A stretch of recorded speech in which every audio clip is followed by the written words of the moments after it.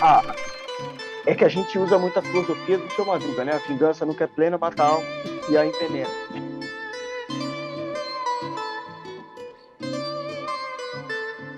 Fala pessoal, tá começando mais um Pode Entender, um podcast para você melhor entender a pregação. Esse é um programa da Igreja Presbiteriana de Vila Otário. Nós estamos no episódio de número 2. No meu time, hoje eu conto com a minha querida irmã Esther. Tudo bem, Esther? Oi, Dé. Oi, pastor, tudo bem? E o pastor Petrônio Júnior. Fala, pastor, tudo bem? Fala aí, André, tudo bem? Oi, Esther, tudo bem? Espero que aqueles que estão nos assistindo, nos ouvindo também estejam bem. Está começando Pode Entender, um podcast para você melhor entender a pregação.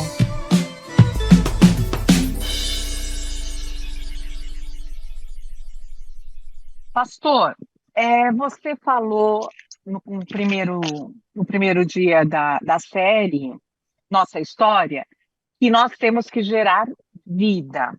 Então, ok, mas em primeiro lugar, como entrelaçamos as duas propostas que você colocou, as duas informações que você colocou? Adoração e missão. O que vem primeiro? Boa pergunta, Esther. Na verdade, não tem necessariamente uma ordem. As duas se retroalimentam ali.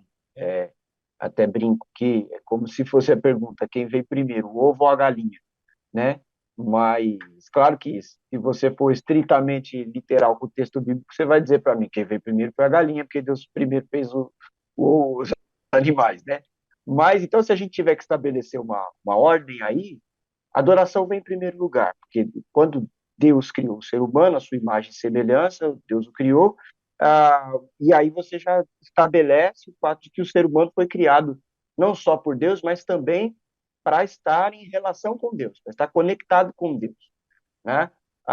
E o fato de Deus ter criado o ser humano também, no texto ali de Gênesis 1, Gênesis 2, que foi os primeiros episódios da série, Deus dá um mandato, uma ordem, uma missão, e diz para o ser humano, ele abençoa o ser humano para que o ser humano produza vida, cultive e guarde o jardim, seja fértil, multiplique.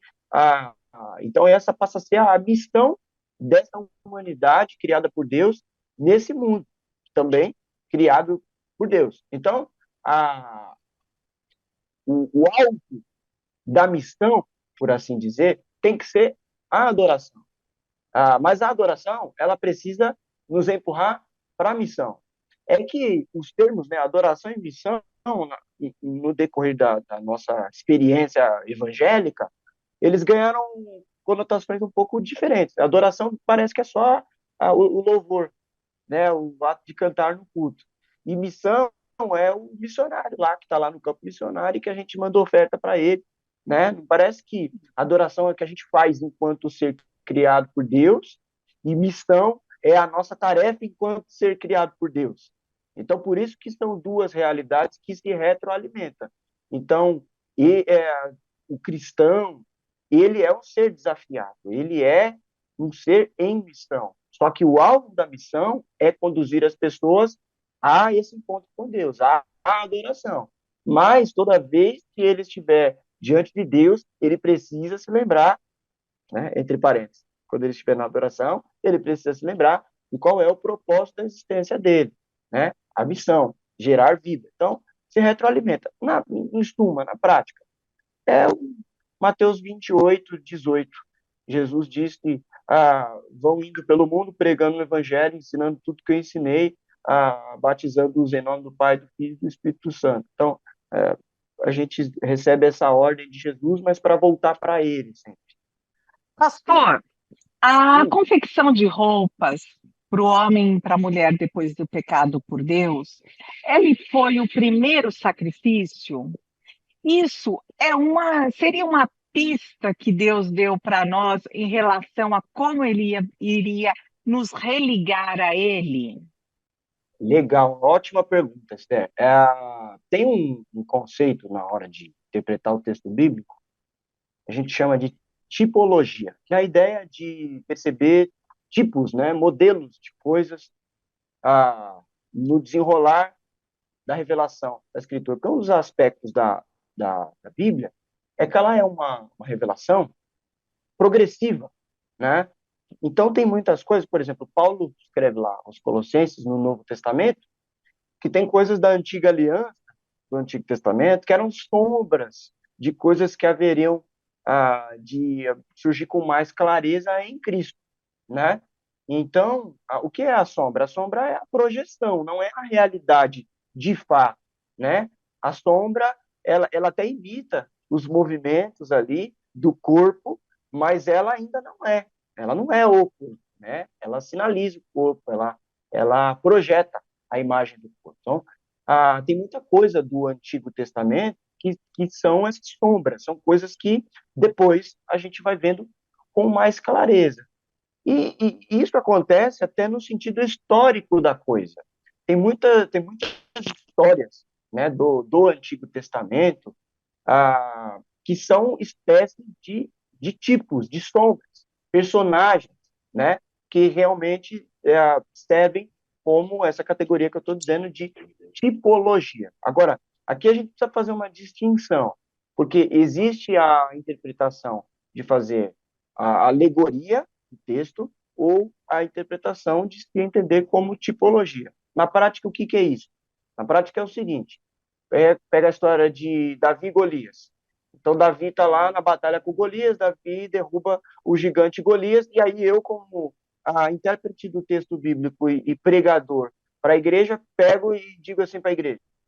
Então, esse texto quer nos ensinar que você tem que derrubar os gigantes da sua vida.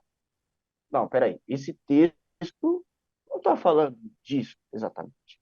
Então, fazer uma interpretação dessa, eu estou alegorizando o contexto, eu não estou realmente usando o texto dentro do seu contexto, levando ele à sua intenção real, naquilo que o texto se propõe a fazer. Então, é uma alegoria.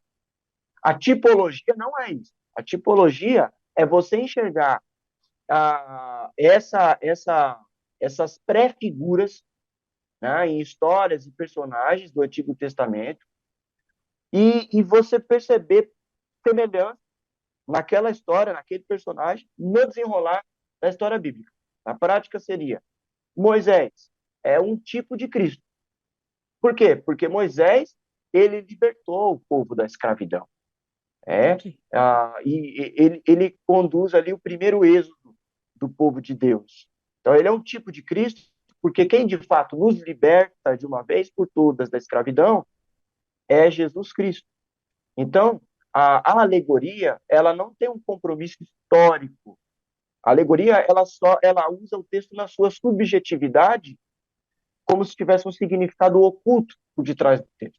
A tipologia não faz isso. A tipologia, ela pega o texto, considera a realidade, a história do fato do texto, mas interpreta ele com uma verdade superior além do texto. Então, falando daquela questão da confecção das roupas, lá do Gênesis 3, né? O homem pecou, tentou se esconder de Deus, fez para si vestes de folhas de figueira, diz o texto, e Deus ali, no seu momento ali de tratar com a humanidade já caída, diz o texto que Deus fabricou ali, né, confeccionou roupas de peles de animais.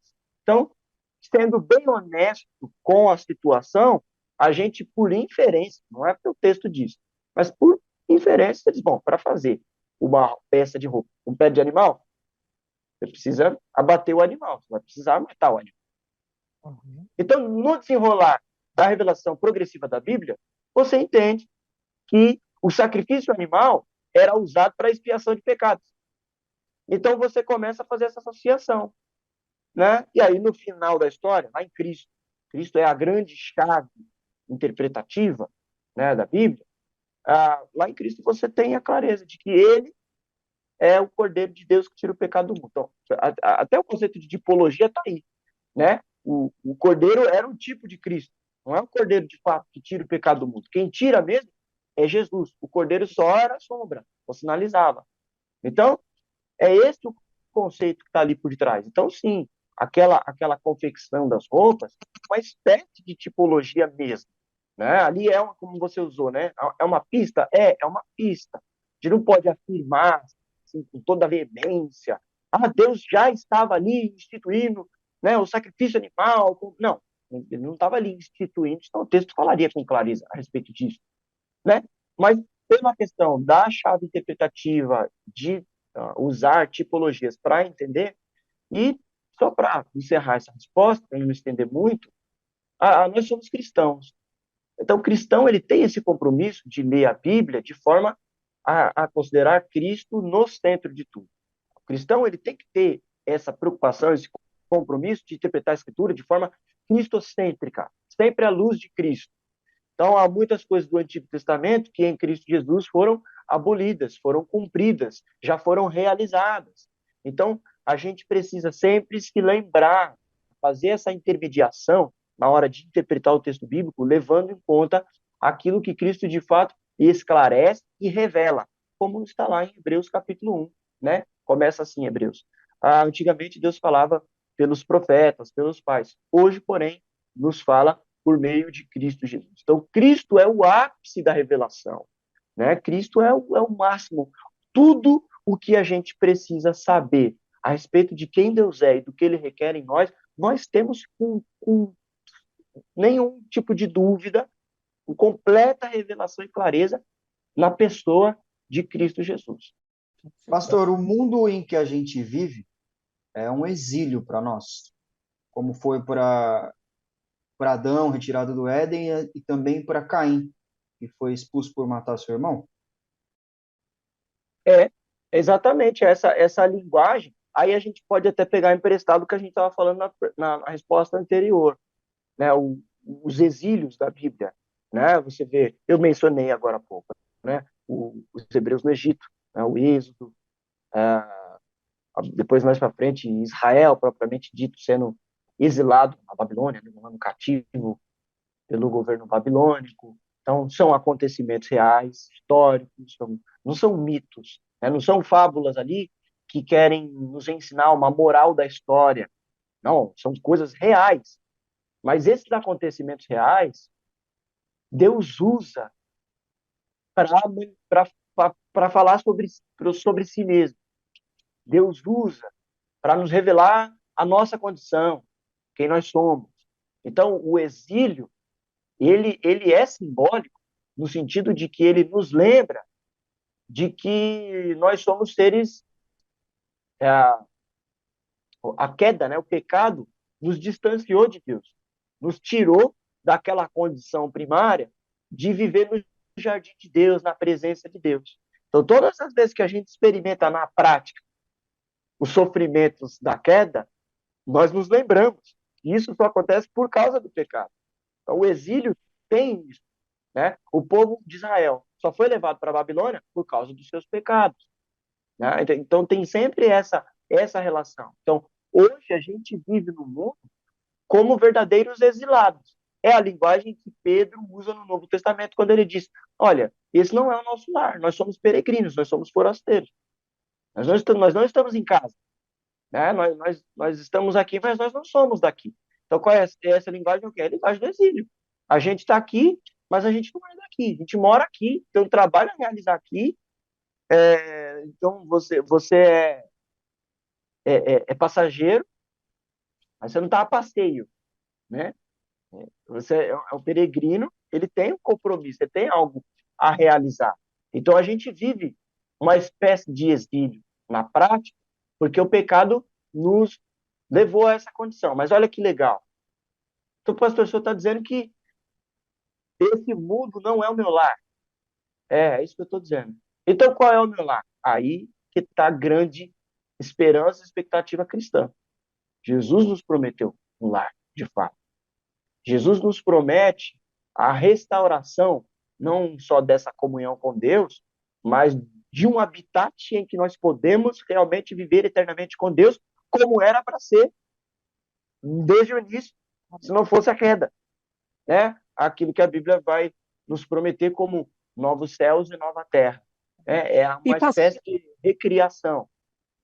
E, pastor, uma coisa que me causou um pouco de estranheza, que você usou o termo, é que Cristo é o vingador.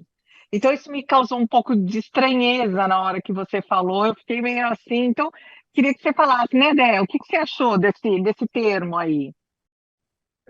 Na verdade, estranheza, acho que para todo mundo, né? Porque assim, é uma palavra forte, né? Então, no primeiro, na primeira vez que se ouve e relaciona, né? Você fala, nossa, nunca pensei dessa forma, né? É, a, a- é que a gente usa muito a filosofia do seu Madruga, né? A vingança nunca é plena, mata a alma e a envenena.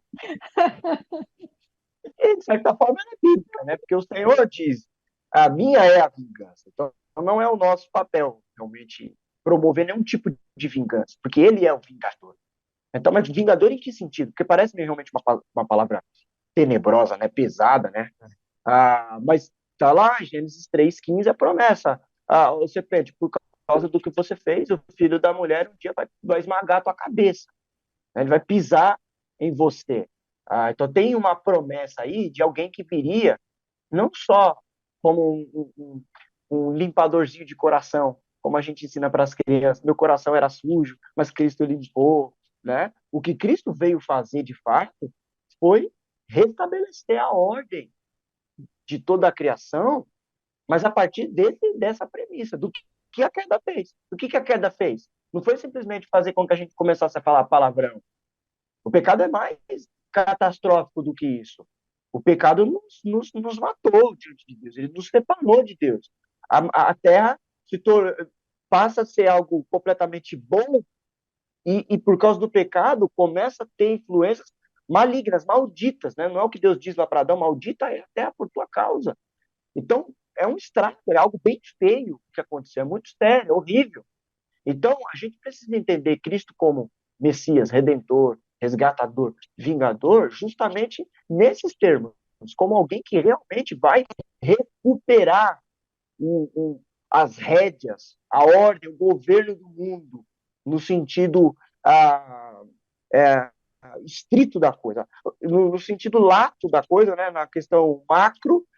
Deus é soberano, tem toda autoridade sobre tudo, sobre todos. Mas no sentido ali, no sentido micro da coisa, a própria Bíblia diz depois, né? O mundo jaz no maligno. Então, o mal passa a exercer influência na criação. Por isso que é importante a chegada do reino de Deus em Cristo. Essa linguagem é a linguagem do Evangelho. Anunciar o reino, quer dizer, e Marcos traz essa imagem muito forte quando Jesus chega expulsando demônio. Jesus não está ali fazendo show da fé, exibindo poder. Ele está ali fazendo o que ele veio para fazer. Ele tá tirando a sujeira do quintal. Ele está dizendo: ó, acabou a festa, vai embora, chega, acabou, eu cheguei. É o momento de pisar na serpente. Então, por isso que tem essa linguagem, o vingador. E a gente aguarda a consumação plena do reino, que é a volta para o lar, que é, finalmente, né, o fim do exílio, é deixar de sermos governados por opressão e tirania, que esse é o governo de Satanás, e passarmos a sermos governados pelo príncipe da Shalom, pelo príncipe da paz, pelo seu reino de justiça. Lá não mais choraremos, não mais sofreremos, não mais passaremos pelas dores, pelos sofrimentos que nós passamos aqui neste mundo exilado com as complicações que o pecado trouxe para nós. Pastor, teve um momento no culto que, depois do Vingador, também incomodou, chocou o pessoal da igreja, mas agora acredito que não foi uma pergunta retórica, né? Mas assim, impactou. A pergunta foi: onde está o seu irmão? E num primeiro momento, né, a gente, olha, ele tá aqui do lado, tal, não sei o quê, mas a pergunta vai muito além da pergunta, né? Queria que o senhor falasse um pouco mais sobre essa pergunta. Inclusive é o tema da mensagem da noite, né? Foi à noite, o título era a pergunta, né? E qual pergunta que, né, eu estava me referindo? Justamente essa pergunta que eu enfatizei e fiz várias vezes no decorrer do sermão. Onde está o seu irmão, que é justamente a pergunta que Deus faz para Caim depois que ele mata Abel, né, seu irmão. É interessante, né, essa fala de Deus, essa maneira como Deus trata. Ah, tem Caim e Abel, os dois irmãos, eles vão para o culto e termina o culto um matando o outro. Isso assim, estranho de perceber, né?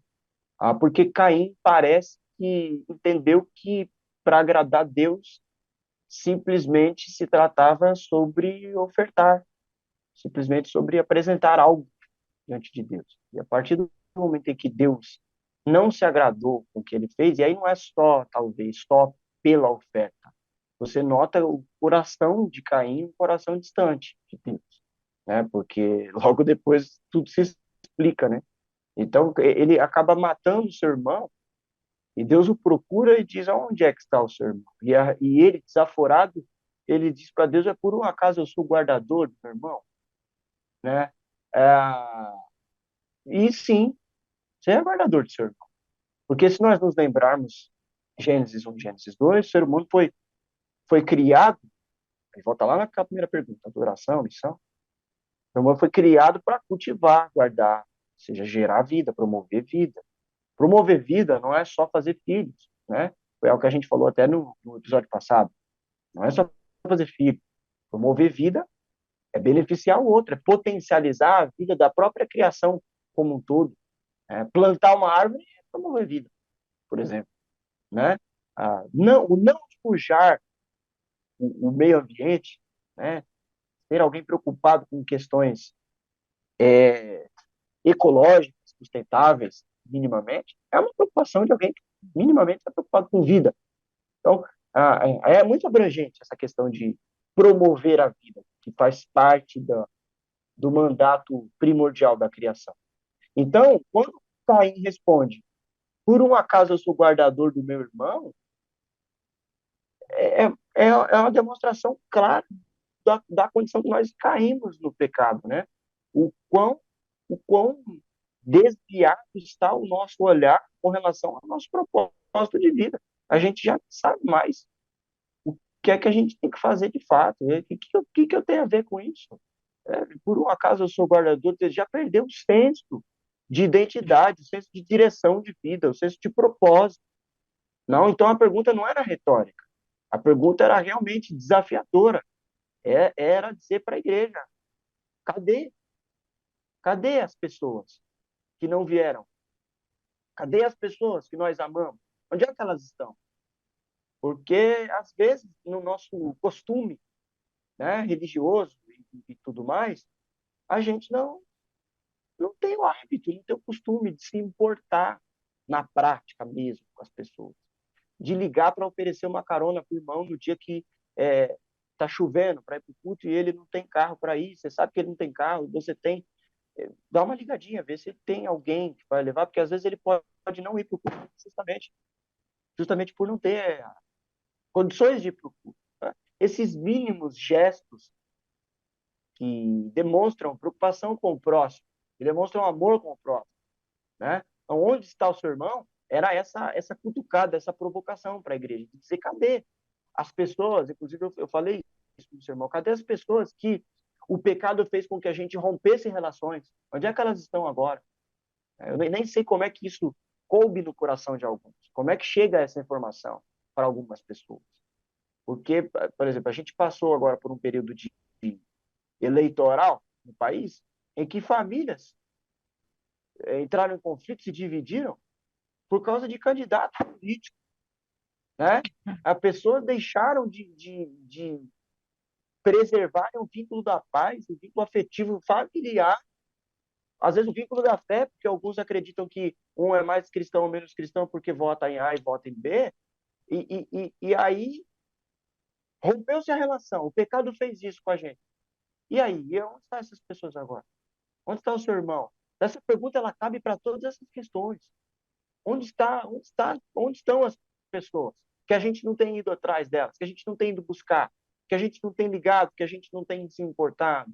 Ou as nossas relações são superficiais, ou a gente realmente se importa com as pessoas. Então foi por isso que, inclusive, eu terminei o sermão com a ministração da ceia, propondo um gesto de, de, de reconciliação, de harmonia, de compartilhar com a igreja, né? Eu desafiei a igreja dizendo, ó, divida o pão com alguém, esse pedaço de pão que você recebeu, divida com alguém. É um gesto, mas que representa. Queira Deus que num momento como aquele, alguma relação ali tenha sido restaurada.